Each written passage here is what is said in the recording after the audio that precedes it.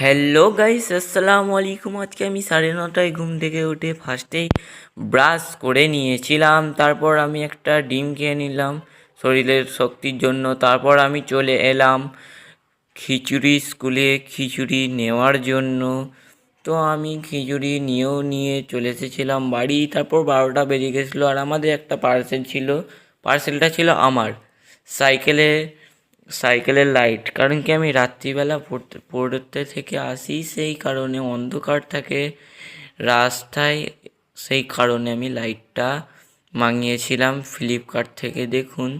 তারপর আমি বক্সটাকে ওপেনিং করে নিয়েছিলাম। দেখো, এমন লাইটটার বাক্সটা ছিল এবং খুলে দেখলাম জিনিসটা ভালোও ছিল। কারণ কি এক একটা অর্ডার আসে, ভাঙাভুঙি মাল দিয়ে দেয় মানুষ। তো তারপরে সন্ধে হতেই আমাদের আর একটা পার্সেল চলে আসে, আমাদের টিভি, যেটা আমরা অনেক দিন ধরেই ইচ্ছা হয়েছিল। দেখো, আমরা স্কাই এলইডি কোম্পানির মাল নিয়েছিলাম। তারপর আমি দিদির সাথে ভ্যাজ ভ্যাজ করে বসছিলাম, দেখুন আওয়াজও পাচ্ছেন, হি হি করে হাসছিলাম। দেখুন 9:55 বাজে। দেখি দিদি কি করছে, চলো চলো। এসে দেখি দিদি জীবনের প্রথম রান্নাঘরে এসেছে। চলো এখন খেয়ে নিই, দেখা হচ্ছে নেক্সট ব্লগ।